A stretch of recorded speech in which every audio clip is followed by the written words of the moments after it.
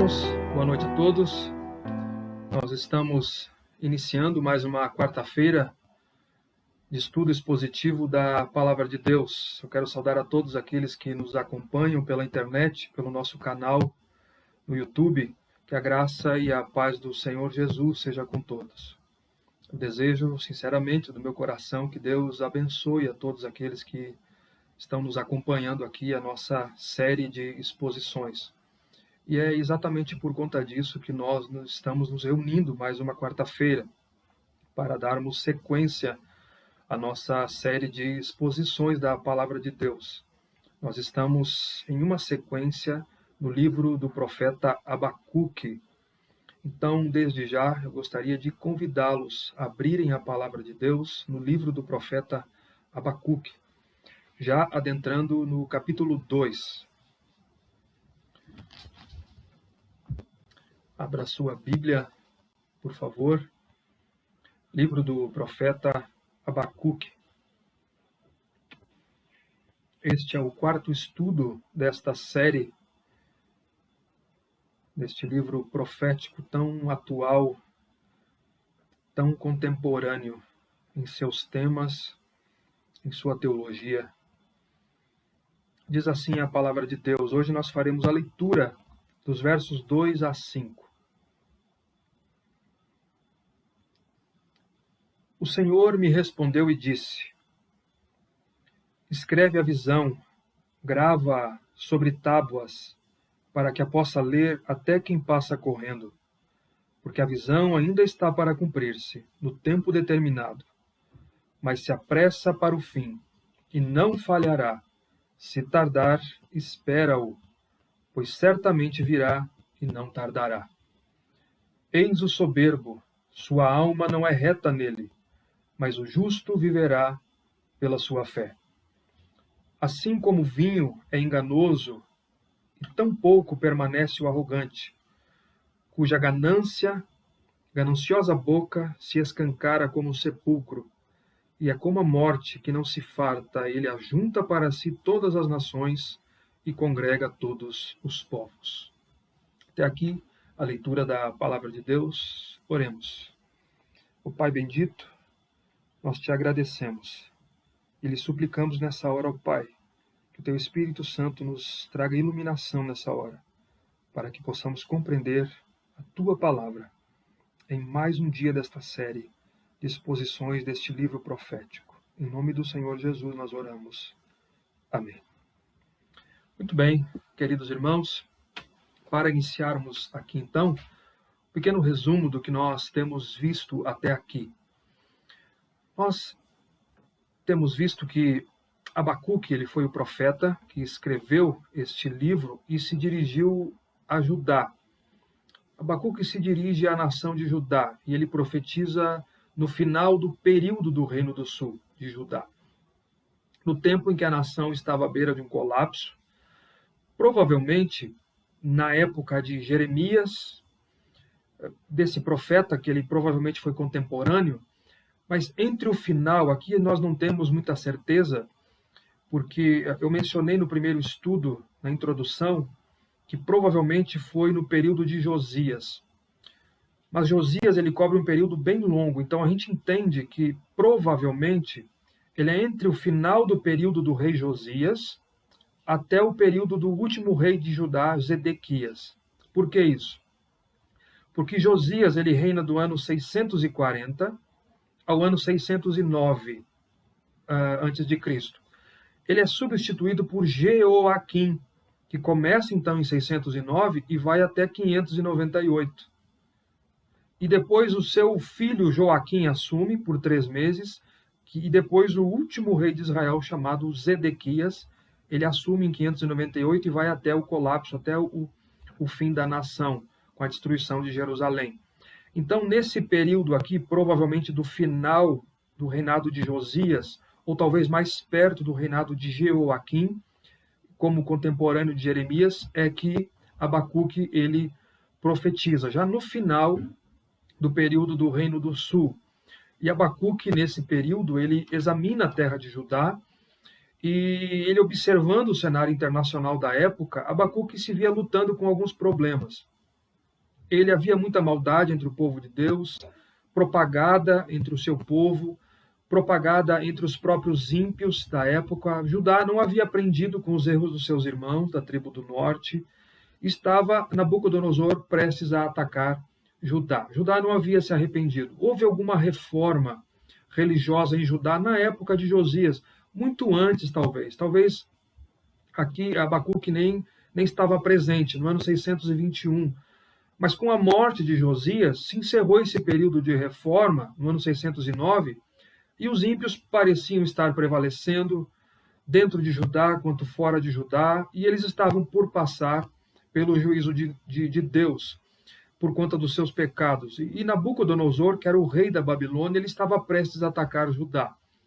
E Abacuque, então, ele questiona Deus. Ele questiona Deus. E nós vimos esse primeiro questionamento de Abacuque, que vai dos versos 2 a 4, a respeito dos pecados em Judá. Em seu drama pessoal, Abacuque pergunta por que Deus ele não ouvia suas orações. Por que Deus não tomava uma providência quanto à nação de Judá que estava debaixo do caos? Deus parecia não intervir naquele momento. A nação estava debaixo dos seus pecados e caminhando para a morte. E Deus pede, o profeta Abacuque, ele pede a intervenção de Deus. Ele quer saber por que Deus não intervém, talvez com uma reforma religiosa, acabando com aquela situação.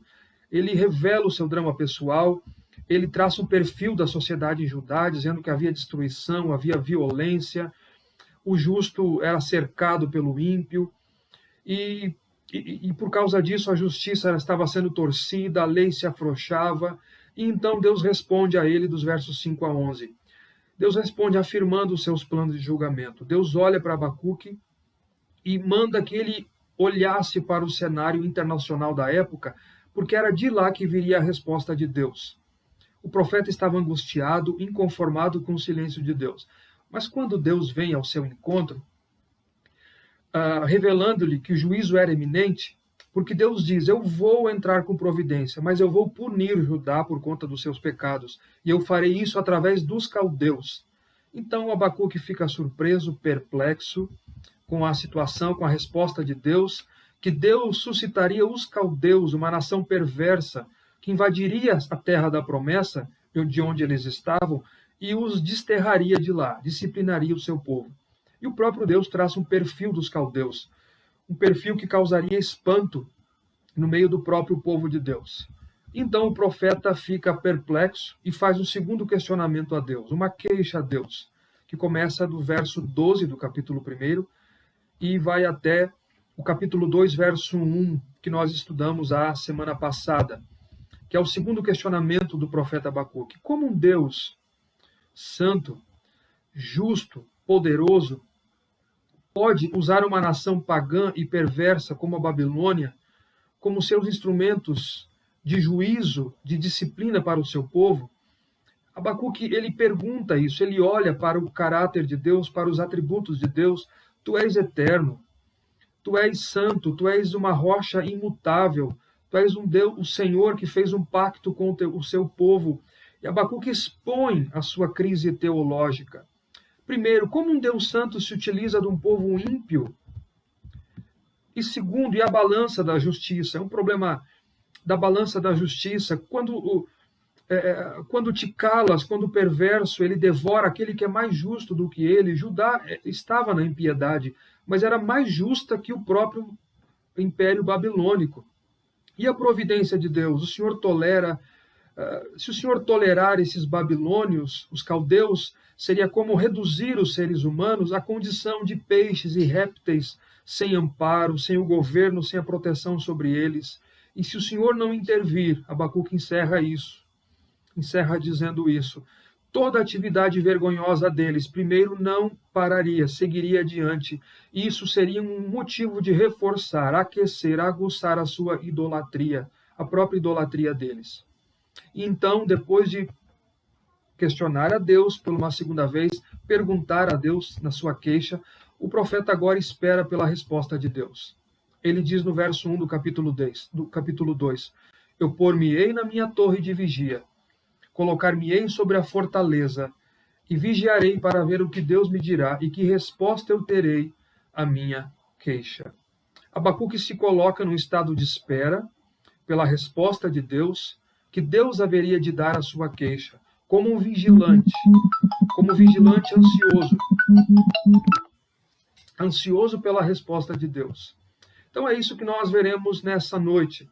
Nós veremos a resposta de Deus ao profeta Abacuque. Já entrando na quarta divisão deste livro. A quarta divisão começa no verso 2 do capítulo 2 e vai até o verso 20. E hoje nós veremos como eu disse, a segunda resposta de Deus, mas apenas uma parte dela, que é a resposta de Deus ao profeta. Deus responde dizendo o seguinte: eu usarei os caldeus, mas eles também serão julgados no final por conta dos seus próprios pecados. A primeira parte é o texto que nós lemos, do verso 2 ao verso 5. Então, começaremos pelo verso 2 aqui.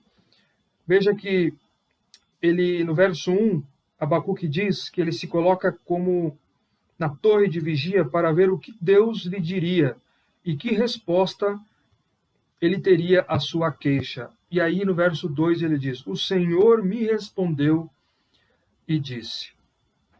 O Senhor me respondeu. Eu gostaria de lembrá-los aqui de que Abacuque, primeiro, ele orou a Deus.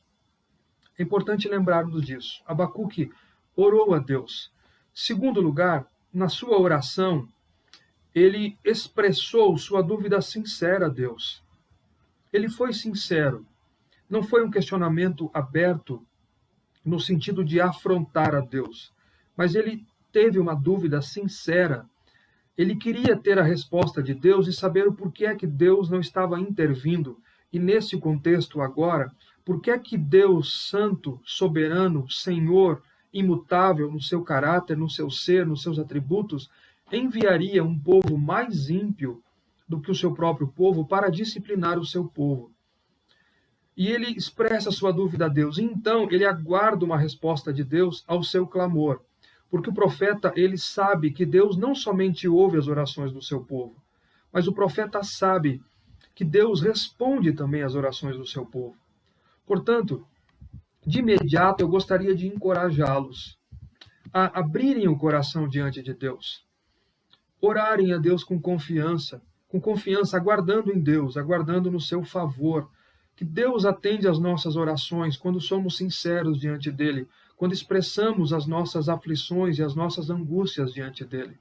Deus é um Deus que responde à oração do seu povo. E na resposta de Deus, aqui ao profeta, vejamos 3 partes dessa resposta, a partir do verso 2. É uma visão que deveria ser registrada. Abacuque recebe a resposta de Deus em uma visão que deveria ser registrada, a ser permanente, de modo claro e legível.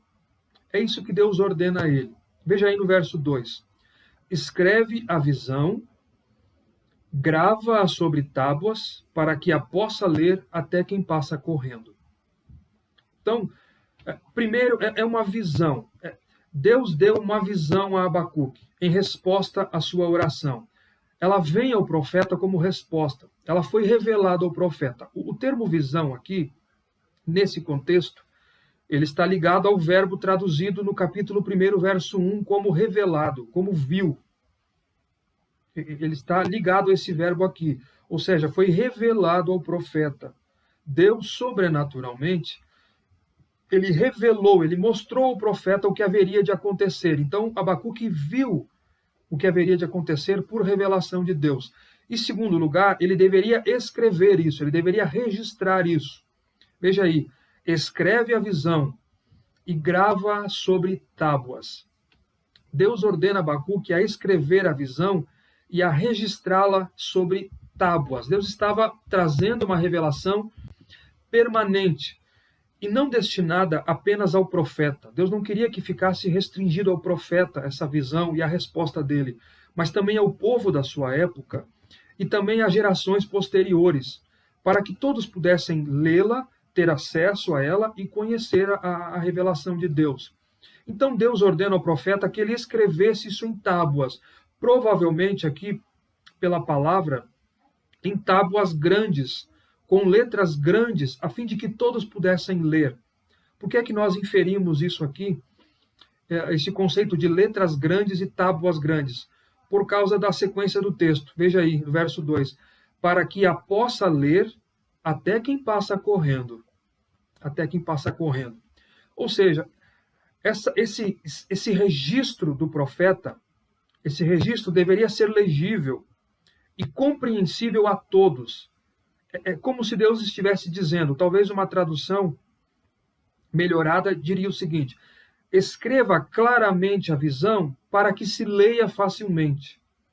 Para que se leia facilmente. Ou seja, Deus queria que essa visão do que iria acontecer estivesse disponível, ela tivesse fácil acesso a todos.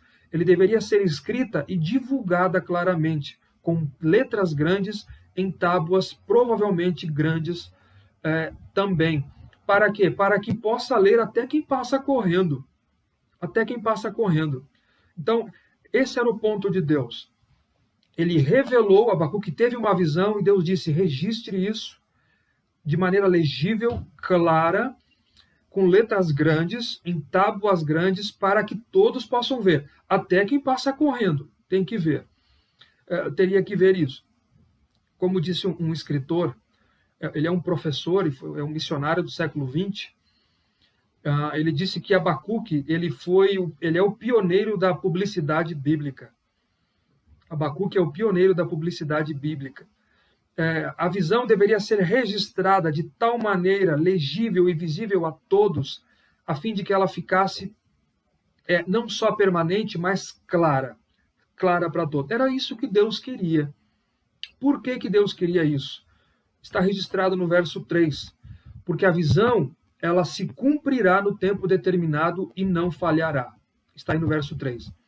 A visão que Deus estava dando ao profeta, ela haveria de se cumprir. E ela não falharia. Ela não tardaria. Ela se cumpriria. Veja aí verso 3. Porque a visão, esse porquê aqui, introduz o que ele está dizendo no verso 2. Você registra ela a fim de que possa ver até quem passa correndo. Até quem passa correndo. Por quê?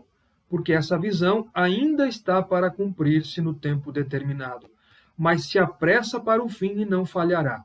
Se tardar, espera-o, porque certamente virá e não tardará. Duas coisas que Deus está dizendo aqui. Primeiro, o que Deus está dizendo é que essa visão aponta para o futuro. E que era algo que haveria de acontecer. E que apesar do cumprimento não ser exatamente naquele momento da visão, o cumprimento dela não aconteceria na época de Abacuque. Isso viria a acontecer quase 100 anos depois, talvez 70 anos depois do profeta Abacuque, com o Império Persa. Já vou tratar um pouquinho disso aqui. Todavia, ela iria se cumprir. O que aconteceu de fato, em que Deus ele julgaria os caldeus por conta dos seus pecados. O juízo sobre os caldeus viria, e essa era a resposta de Abacuque. Abacuque, eu virei e eu julgarei os caldeus. Então, registra essa visão de maneira legível, clara, para que todos possam ver, porque eu virei no tempo certo e eu julgarei os caldeus por conta dos seus pecados. E Abacuque deveria registrar isso, porque ela iria se cumprir no tempo designado por Deus. Essa expressão aqui, no tempo determinado, ela é uma expressão que ela trata de uma determinada época aos olhos de Deus, em que o próprio Deus decretou. Então, quando Deus diz, ela acontecerá no tempo determinado, é um tempo decretado por Deus e que irá acontecer no tempo que ele mesmo decretou, o que nos aponta para a garantia do seu cumprimento. Aquilo que Deus disse haveria de acontecer. E também nos aponta para a certeza de que seria um acontecimento histórico, marcante dentro dos desígnios de Deus. Aponta para esses dois fatos. Segundo, o verso 3 também nos indica que essa profecia, ele diz aqui, mas se apressa para o fim e não falhará. É isso que ele diz no verso 3. Ela se apressa para o fim e não falhará. Ou seja, ela não falhará porque nada e nem ninguém poderia frustrar os desígnios de Deus. Não haveria quem pudesse frustrar os desígnios de Deus. Ninguém poderia fazer isso. Mesmo que parecesse tardar, diz Deus ao profeta, ela certamente virá e não se atrasará. Chegaria o tempo que Deus julgaria Nabucodonosor e o Império Babilônico e os seus exércitos arrogantes, orgulhosos e cruéis. Se tardar, espera-o. Ele diz no verso 3 ainda, né? Se tardar, espera-o, porque certamente virá e não tardará. Deus havia estabelecido um plano, e esse plano tem um início, ele tem um meio e ele tem um desfecho. O plano de Deus tem um início, tem um meio e tem um desfecho. E a responsabilidade do profeta Abacuque era registrar a palavra de Deus, a revelação de Deus, enquanto esperava o seu cumprimento. Esta era a responsabilidade de Abacuque. Registrar e esperar. Por quê? Porque certamente virá. Por que certamente virá? Porque a garantia do seu cumprimento é o próprio Deus. É o próprio Deus. E por que não tardará? Porque não demorará além do tempo planejado e designado por Deus. Não passaria do tempo designado por Deus. Então Deus diz a Abacuque, essa é a minha resposta. Registra e aguarde, porque certamente se cumprirá e não falhará. Então, essa é a resposta de Deus à queixa do profeta. Sim, os caldeus são ímpios, Abacuque, como você disse, como você descreveu, e eu mesmo descrevi. O próprio Deus lista aqui a atividade dos caldeus, quem eram os caldeus. Mas eu usarei eles com um propósito, farei uma grande obra na nação, eu disciplinarei o meu povo. Mas espere porque eles não escaparão, eles também serão julgados no tempo determinado por conta dos seus pecados e das suas crueldades. Registra a visão, Abacuque, para que todos saibam, porque ela se apressa para o fim, ela se cumprirá e ela não falhará. Ela não falhará. Essa é a resposta de Deus ao profeta. Até o verso 3.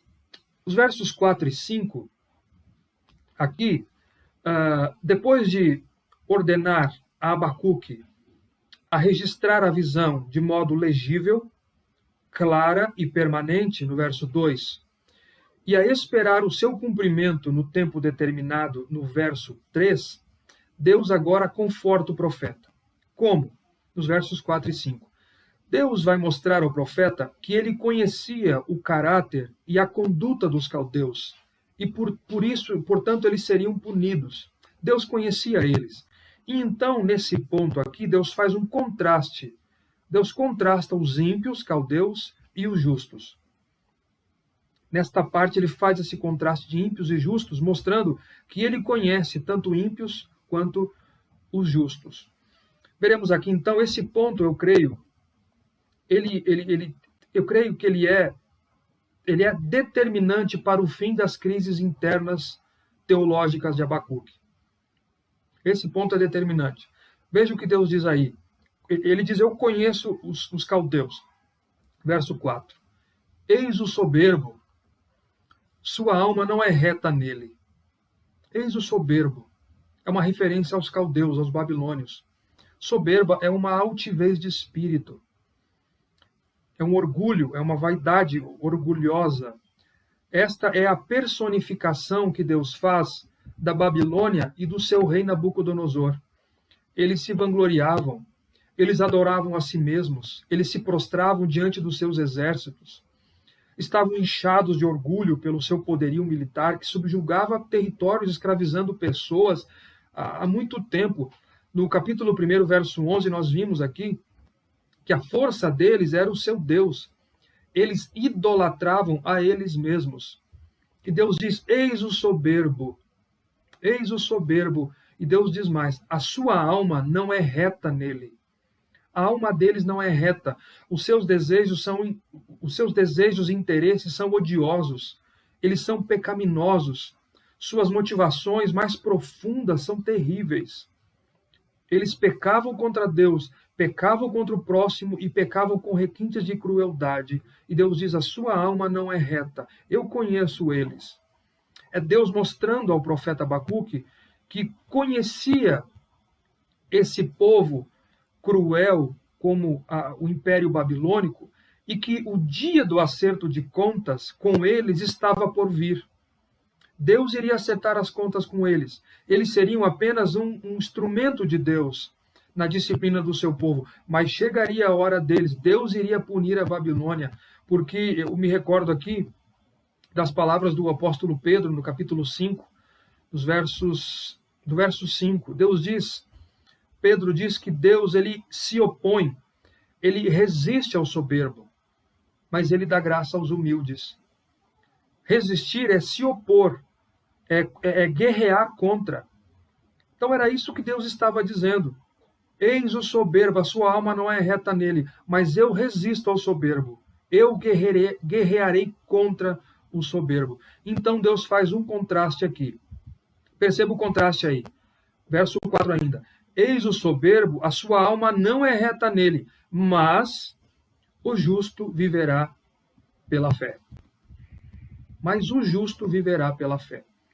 Então, após Deus dizer que conhecia o caráter, conhecia as intenções e a conduta dos caldeus, mostrando, portanto, o seu conhecimento, a sua onisciência, o seu controle sobre as situações, sobre o juízo, sobre a situação e o juízo que ele traria sobre eles por conta dos pecados, Deus diz, mas o justo, ele viverá pela sua fé.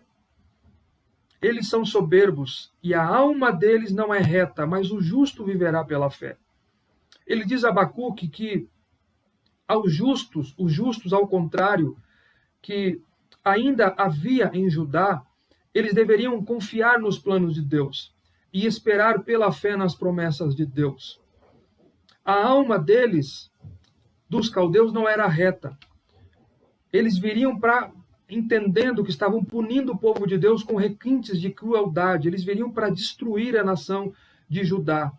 Mas Deus estava dizendo que o justo, ele vive pela fé em Deus, ele confia em Deus, e ele confia nas promessas de Deus. Então ele diz a Abacuque e aos justos que ainda havia em Judá, que deveriam confiar nos planos de Deus, esperar pela fé nas promessas de Deus, porque é assim que o justo vive. Os justos eram aqueles que temiam a Deus, eram aqueles que tinham fé na palavra de Deus, como o profeta Abacuque tinha, porque ainda havia, o que pressupõe aqui, ainda havia um remanescente fiel em Judá, que apesar da disciplina de Deus que estava por vir sobre o povo rebelde, o povo que havia abandonado a aliança com Deus, portanto, eles não deveriam temer os caldeus, eles não deveriam temer os soberbos, mas confiar na promessa de Deus, confiar na providência de Deus. Eles deveriam confiar no controle de Deus, de que ele julgaria os caldeus e cumpriria a sua palavra. O justo viverá pela fé. Qual é o contraste aqui? A gente percebe o contraste claro entre os caldeus e aqueles que vivem pela fé. Em contraste com o orgulhoso caldeu, o soberbo, que confia em si mesmo, o justo confia em Deus. O soberbo era aquele que esperava na sua força, no seu poder estratégico, no seu poderio militar, na sua posição social, mas o justo vive pela fé em Deus.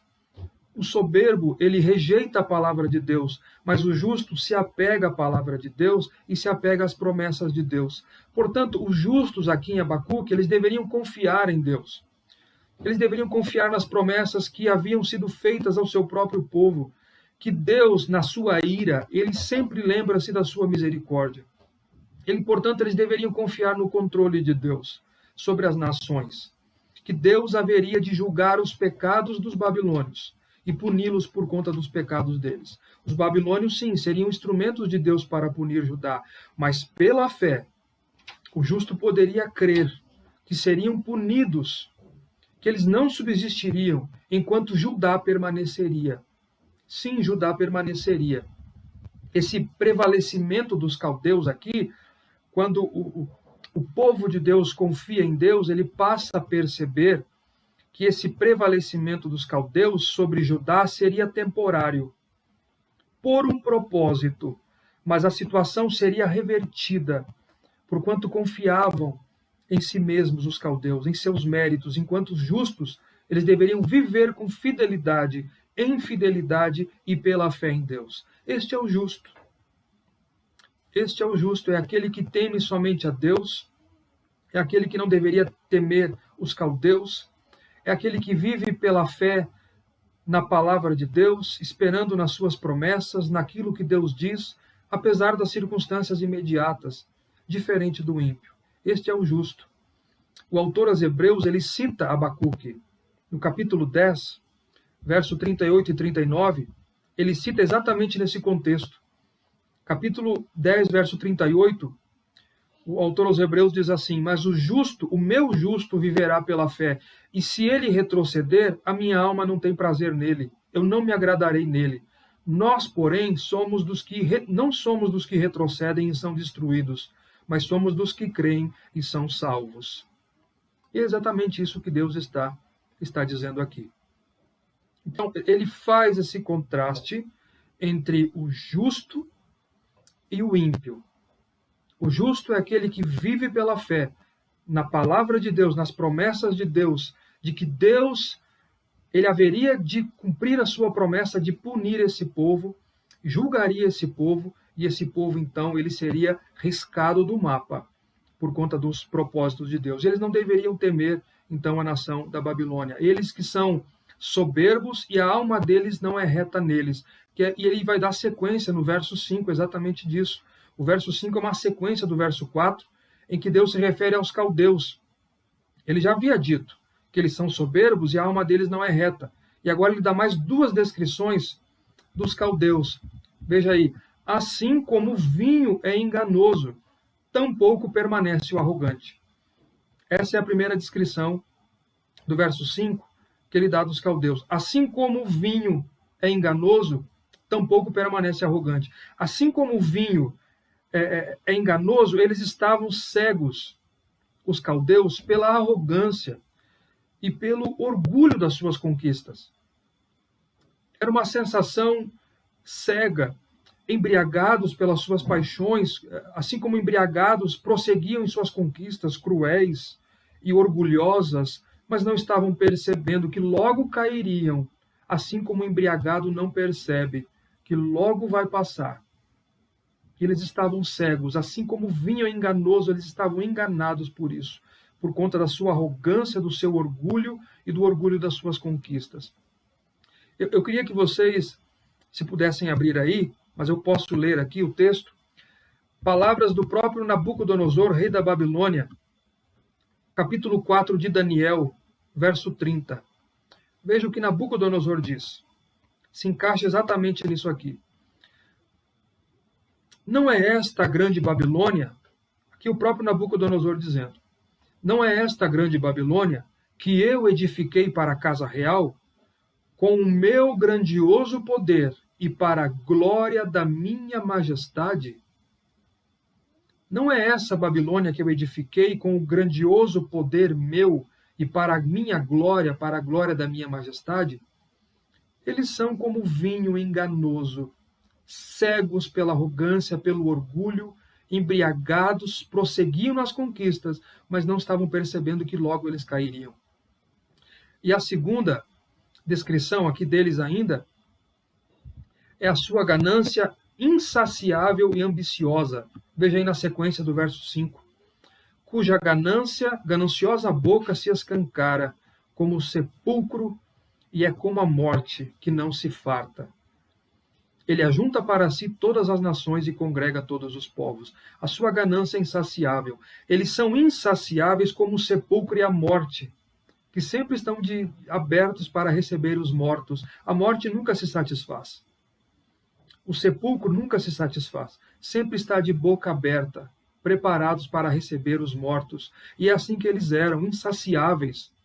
Por isso os babilônios, os caldeus, não cessavam de marchar contra as nações da terra, destruindo cidades, desterrando pessoas, povos, matando cruelmente, conquistando, escravizando. Eles queriam, diz aí no final do verso 5, ajuntarem para si todas as nações e congregar todos os povos. Era isso que eles queriam. Povos que deveriam receber o testemunho de Deus. Povos para quem o povo de Deus deveria ser luz, para que a glória de Deus fosse manifesta através do povo de Deus. Eles deveriam receber o testemunho de Deus através de Israel. Estes povos que os babilônios faziam isso, congregavam, juntavam para si e se voltarem a Deus. Agora esses povos tornam-se porções de comida para o desejo insaciável da Babilônia. Mas isso chegaria ao fim. Isso chegaria ao fim. Semana que vem nós veremos os 5 ais de Deus sobre os caldeus, dos versos 6 ao verso 20. O juízo de Deus sobre os caldeus. Mas eu queria concluir aqui, caminhar para a conclusão. Deus, Ele é o Senhor do mundo e o Senhor da história e dos acontecimentos. É muito importante essa afirmação teológica aqui, tanto para a época de Abacuque, quanto para a nossa época, para os crentes de hoje. O que está implicitamente aqui e explicitamente é que Deus, Ele é o Senhor soberano do mundo e das nações. E, portanto, nada está oculto aos olhos de Deus. Ele sempre faz aquilo que lhe apraz. Nada e nem ninguém pode impedir os planos de Deus de se concretizarem. Deus sempre cumpre aquilo que Ele diz. E nada pode frustrar isso. Nós vemos isso na história. Anos depois dessa visão aqui do profeta, aqui foi no século VI, mais ou menos, que ele profetiza, século VII talvez, finalzinho, mais ou menos 600 e alguma coisa, da profecia de Abacuque. Mas no ano 539, 70 e poucos anos depois, ou 70 anos depois, mais ou menos, Deus, assim como havia suscitado os caldeus, agora Deus suscitaria o Império Medo-Persa, sob a liderança de Ciro, que julgou e destruiu por completo os babilônios, riscou eles do mapa. E Isaías profetizou isso no capítulo 14, dos versos 3 a 23, você pode ler depois isso. O julgamento da Babilônia por intermédio de Ciro, pela mão de Deus. E então ele assume o poder como potência mundial da época, no século VI, em 539. O que Isaías também profetizou no capítulo 45, 150 anos antes do nascimento de Ciro, que haveria de acontecer. Então, o que nos leva a algumas aplicações aqui. Algumas aplicações, queridos. Primeiro, nós temos visto aqui a fidelidade da palavra de Deus. A fidelidade da palavra de Deus. Deus faz cumprir a sua palavra. Deus disse ao profeta que julgaria e puniria os caldeus, e isso aconteceu. Isso aconteceu na história. Por isso, eu queria conclamar você a confiar naquilo que está escrito. Confiar em Deus. Você pode descansar naquilo que está escrito, na palavra de Deus. Ela é fiel, ela é verdadeira. Foi isso que Deus disse ao profeta. Você registra isso para que todos vejam, até quem passa correndo, de maneira clara e visível, porque isso está determinado a acontecer e vai se apressar a acontecer. Não falhará, porque certamente virá e se cumprirá. A palavra de Deus se cumpre sempre. A palavra de Deus, ela se cumpriu. Segundo, ainda nessa esteira, eu queria falar sobre esse ponto aqui da palavra de Deus a nós. É importante isso, para que todos entendamos.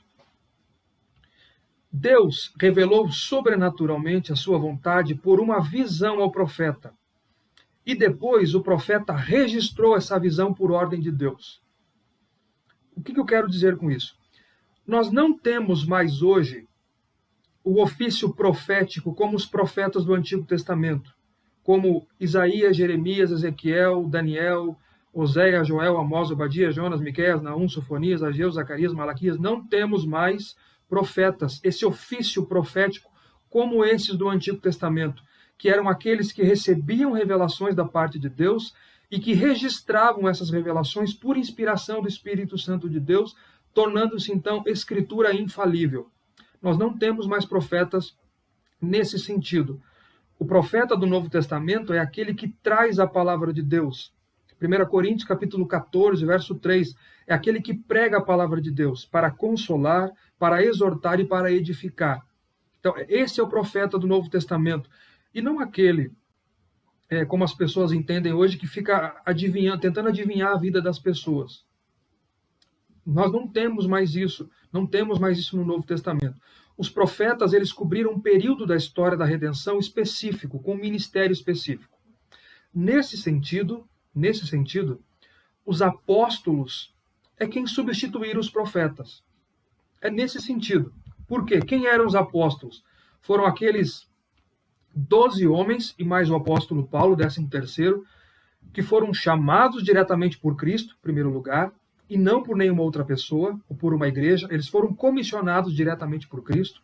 Segundo, eles foram testemunhas da ressurreição de Cristo, que era um pré-requisito, uma qualificação para a substituição de Judas no colégio apostólico, que já elimina a possibilidade de apóstolos modernos. Porque Cristo não se revelou a mais ninguém, não apareceu a mais ninguém, a não ser o apóstolo Paulo, que ele mesmo diz em 1 Coríntios capítulo 15, que por último ele apareceu a mim como um abortivo, com a fora de tempo. Por último foi esta aparição. Segundo, eles eram aqueles que operavam milagres o tempo todo, operadores de milagres genuínos.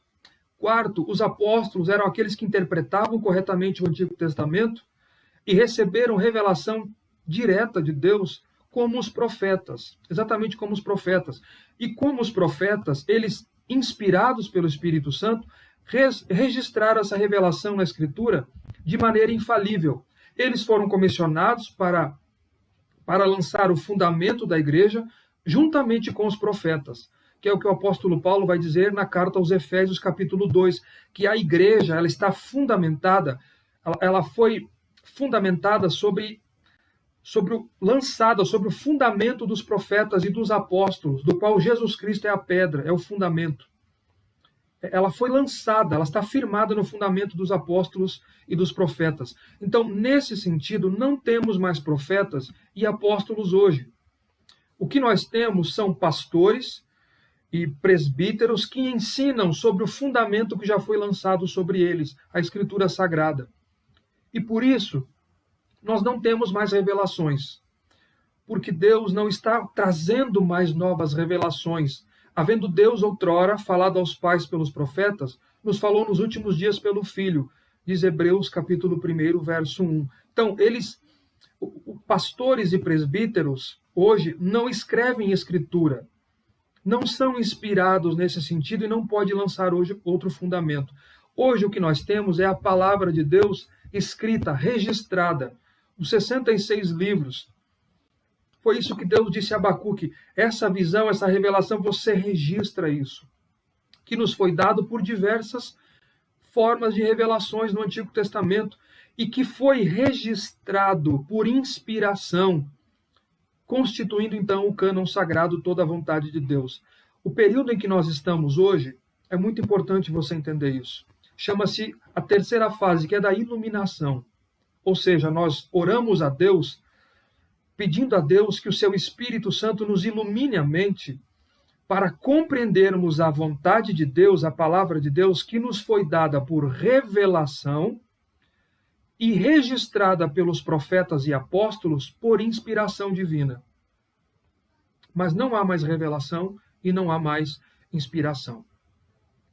É muito importante nós entendermos isso quando nós lemos uma profecia como a de Abacuque, onde estão contidas as palavras de Deus nesse sentido, que Deus se revelou e mandou ele registrar. Nós temos isso de maneira absoluta e perfeita.